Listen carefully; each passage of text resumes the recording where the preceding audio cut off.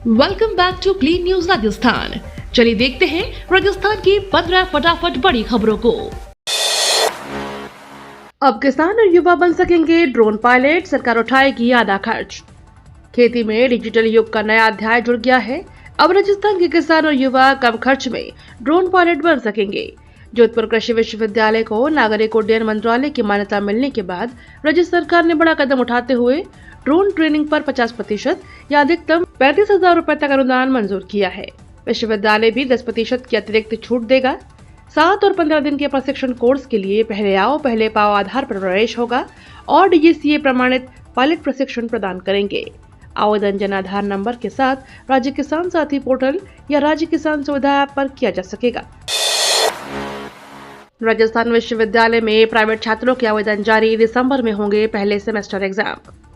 राजस्थान विश्वविद्यालय में इस वर्ष से प्राइवेट यानी नॉन कॉलेज छात्रों की परीक्षाएं भी सेमेस्टर सिस्टम के तहत ली जाएंगी।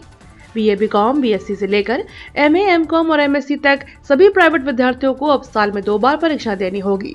विश्वविद्यालय प्रशासन का कहना है कि नई राष्ट्रीय शिक्षा नीति के तहत सेमेस्टर पैटर्न के मूल्यांकन से अधिक पारदर्शी और समयबद्ध से होगा, जिससे रिजल्ट भी समय पर जारी किए जा सकेंगे।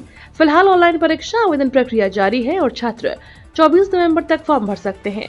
दिसंबर में रेगुलर और नॉन कॉलेज दोनों कैटेगरी के छात्रों की सेमेस्टर परीक्षाएं एक साथ आयोजित की जाएंगी। राजस्थान में पंचायती राज का बड़ा बदलाव, 41 जिलों में नई ग्राम पंचायतों की अधिसूचना जारी। राजस्थान में पंचायती राज का नक्शा पूरी तरह से बदल चुका है। भजनलाल सरकार ने शुक्रवार को प्रदेश के सभी 41 जिलों के ग्राम पंचायतों के पुनर्गठन और नई पंचायतों के गठन की अधिसूचना जारी कर दी। सबसे ज्यादा नई पंचायतें बाड़मेर, जैसलमेर, बीकानेर और चूरू जैसी रेगिस्तानी जिलों में बनी हैं, जहां विशेष छूट दी गई थी। पंचायतों की नई सीमाओं के बाद आने वाले चुनाव अब इस बदले ढांचे के आधार पर होंगे, जिससे ग्रामीण राजनीति में बड़ा फेरबदल तय है। आम जनता को भी लाभ मिलेगा। अब सरकारी कार्यों, दस्तावेज और योजनाओं की सुविधाएं गांव के और पास उपलब्ध होगी। साथ ही नई पंचायतों से हजारों नए सरकारी पदों के अवसर खुलने की भी संभावना है। किरोड़ी का खुलासा, 9 गांवों की 70 से 100% आबादी होगी विस्थापित, सरकार बोली पुनर्वास तय। डूंगरी बांध परियोजना को लेकर सवाई माधोपुर में कल टकराव और तेज हो गया। एक तरफ सरकार ने डूंगरी डैम के समर्थन में तीनों मंत्रियों के साथ प्रेस कॉन्फ्रेंस की, तो दूसरी ओर ग्रामीणों की बड़ी महापंचायत हुई। सरकार का दावा है कि चंबल और कालीसिंध के पानी का बेहतर प्रबंधन करते हुए 4,03,000 हेक्टेयर भूमि सिंचित की जाएगी और 17 जिलों को इसका लाभ मिलेगा। वहीं मंत्री किरोड़ीलाल मीणा ने बताया कि बांध से 9 गांवों की 70 से 100% आबादी विस्थापित होगी, लेकिन पुनर्वास की पूरी जिम्मेदारी सरकार लेगी। उधर ग्रामीणों का आरोप है कि बांध से उनकी आजीविका खत्म होगी और गाँव उजड़ जाएंगे, जिससे आंदोलन की चेतावनी बढ़ गई है। राजस्थान वन विभाग में बड़ा प्रशासनिक फेरबदल, 33 आईएफएस अफसरों के तबादले। राजस्थान सरकार ने वन विभाग में बड़े स्तर पर प्रशासनिक बदलाव किए हैं। कार्मिक विभाग ने आदेश जारी करते हुए 33 आईएफएस अधिकारियों का तबादला कर दिया है और 4 अफसरों को अतिरिक्त कार्यभार सौंपा है। सबसे अहम बदलाव रणथंभौर में हुआ है, जहां शारदा प्रताप सिंह को नया फील्ड डायरेक्टर नियुक्त किया गया है, जबकि मौजूदा फील्ड डायरेक्टर अनूप केआर अब जोधपुर में मुख्य वन संरक्षक यानी सीसीएफ के पद पर पहुंचेंगे। इसी रिशफल में रणथंभौर के डीएफओ रामनंद भाकर को राजसमंद भेजा गया है और भरतपुर डीएफओ मानस सिंह अब रणथंभौर के नए डीएफओ होंगे। माना जा रहा है कि इन बदलावों का उद्देश्य फील्ड स्तर पर कामकाज की गति और समन्वय को मजबूत करना है। राजस्थान पुलिस सम्मेलन 2025, आधुनिक चुनौतियों से निपटने पर मंथन। राजस्थान पुलिस अकादमी में शुक्रवार को राज्य स्तरीय पुलिस सम्मेलन 2025 का आयोजन किया गया। डीजीपी राजीव कुमार शर्मा के निर्देशन में हुए इस सम्मेलन में ऑनलाइन और ऑफलाइन मोड से करीब 600 पुलिस अधिकारी जुड़े। उत्कृष्टता के साथ पुलिसिंग आगे की राह विषय पर आधुनिक चुनौतियों, तकनीकी नवाचारों और सामाजिक सुरक्षा पर विस्तृत चर्चा हुई। मुख्य अतिथि डीजीपी प्रशिक्षण एवं यातायात अनिल पालीवाल ने नए आपराधिक कानूनों, जालसाजी और संपत्ति संबंधी अपराधों के प्रावधानों को समझने तथा मामलों की प्रभावी जांच और समय पर न्याय सुनिश्चित करने पर बल दिया। अधिकारियों ने AI, deep fake, cyber crime और ट्रैफिक मैनेजमेंट को भविष्य की पुलिसिंग का अहम आधार माना। कोटा मंडी में रिकॉर्ड आवक, 1.5 किलोमीटर तक ट्रकों की कतार, किसानों की बढ़ी मुश्किलें। कोटा की भामाशाह कृषि उपज मंडी में इस सीजन धान की रिकॉर्ड आवक के चलते अफरा तफरी का माहौल है। मंडी में प्रतिदिन करीब 2 लाख बोरी माल पहुंच रहा है, जिसकी वजह से मंडी के बाहर 1.5 किलोमीटर तक ट्रकों की लंबी कतारें लग गई हैं। तुलाई के लिए किसानों को 2 से 4 दिन तक इंतजार करना पड़ रहा है, जिसकी ट्रक किराए और खाने रहने के अतिरिक्त खर्च पड़ गया है। मंडी प्रशासन के अनुसार मंडी पूरी क्षमता पर चल रही है और धीरे धीरे ट्रकों को प्रवेश दिया जा रहा है। प्रतिदिन करीब 150 ट्रक और 1500 ट्रैक्टर ट्रॉली अंदर जा पा रही है और भारी भीड़ के कारण किसानों की परेशानी लगातार बढ़ती जा रही है। नेचवा लव जिहाद प्रकरण पर सियासी टकराव, मंत्री बोले कार्यवाही से कोई नहीं बचेगा। नेचवा गांव में कथित लव जिहाद प्रकरण पर सियासत फिर गर्माती दिख रही है। शिक्षा मंत्री मदन दिलावर ने कल प्रदेश कांग्रेस अध्यक्ष गोविंद सिंह डोटासरा को खुली चेतावनी दी। दिलावर ने दावा किया कि इस घटना में डोटासरा की अप्रत्यक्ष भूमिका के इलाके में चर्चा है और अब विधि विरुद्ध धर्मांतरण कानून लागू होने के बाद न धर्म बदलवाने वाले बचेंगे और न संरक्षण देने वाले। मंत्री ने साफ कहा कि 7 साल से लेकर आजीवन कारावास तक की सजा और जरूरत पड़ने पर बुलडोजर भी चलेगा। उधर पुलिस मामले की जांच में जुटी हुई है, जबकि कांग्रेस ने अभी तक आधिकारिक प्रतिक्रिया नहीं दी है। क्रिप्टो और हवाला के जरिए विदेशों तक नेटवर्क, जयपुर साइबर सेल की बड़ी कार्रवाई।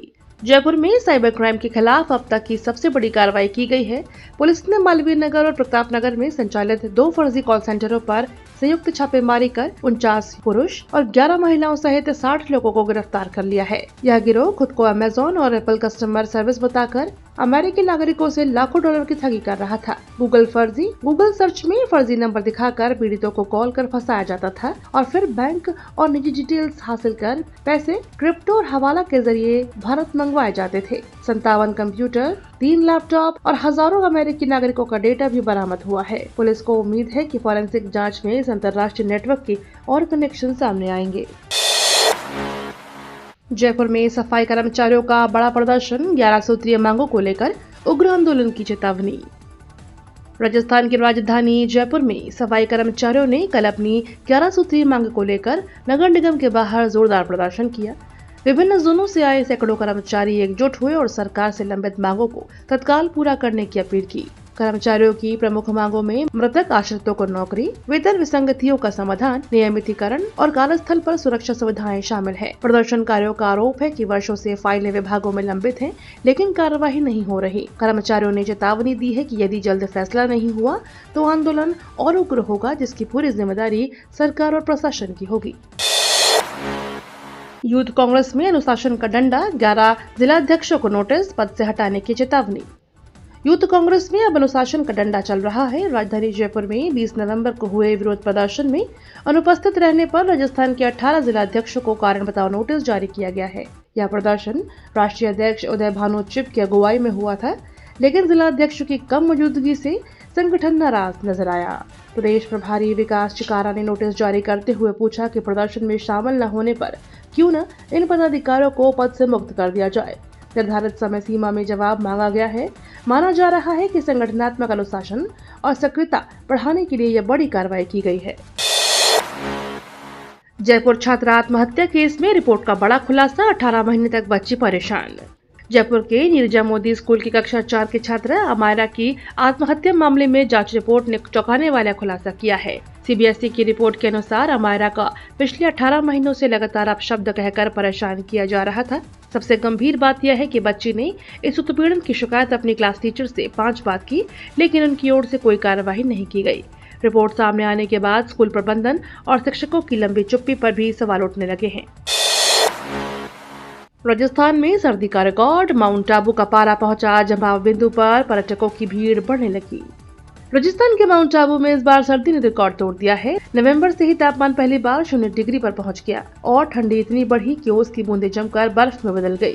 रात में पारा तेजी से गिरने और हिमालय की ओर से आ रही ठंडी हवाओं के चलते शहर ठिठुरन से भर गया। सुबह होते ही मैदानों, पेड़ों, कारों और होटल कैंपस में सफेद जमी परत दिखाई देने लगी, मानो माउंट आबू ने बर्फ की चादर ओढ़ ली हो। बर्फीले नजारे देखने के लिए पर्यटकों की संख्या लगातार बढ़ रही है, जिससे पर्यटन कारोबार में भी तेजी आने की संभावना है।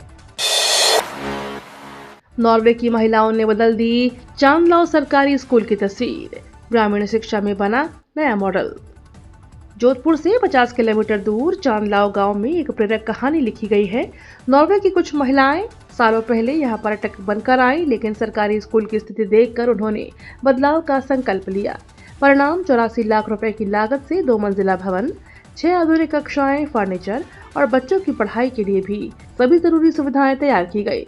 स्कूल के नए स्वरूप को बच्चों को समर्पित किए जाने पर गांव में उत्सव जैसा माहौल रहा। इसाबेल रॉड और उनकी टीम की यह पहल साबित करती है कि सच्ची नियत और सहयोग से शिक्षा में चमत्कार संभव है। नीतियों में खोट और सरकार नाकाम, गहलोत का भाजपा सरकार और ईसी पर दोहरा हमला। पूर्व मुख्यमंत्री अशोक गहलोत ने कल चुनाव आयोग और राज्य सरकार पर तीखा हमला बोला है। गहलोत ने आरोप लगाया कि बिहार में मतदान के दौरान सरकारी योजनाओं का पैसा बांटा गया, लेकिन चुनाव आयोग आंखें मूंदे बैठा रहा। वहीं राजस्थान चुनाव में कांग्रेस की योजनाओं का पैसा जारी तक नहीं होने दिया गया। गहलोत ने कहा कि 12 राज्यों में एसआईआर कराई जा रही है, लेकिन उत्तर प्रदेश को छोड़ दिया गया। इससे आयोग की नीयत पर सवाल उठते हैं। भाजपा सरकार पर निशाना साधते हुए उन्होंने कहा कि राजस्थान में सरकार नाम की चीज नहीं रही और अंततः उपचुनाव में मिली हार मुख्यमंत्री के लिए चेतावनी होनी चाहिए। ये तो थी राजस्थान की बड़ी खबरें। रोजाना सबसे पहले अपडेट पाने के लिए क्लीन न्यूज राजस्थान को अभी सब्सक्राइब करें।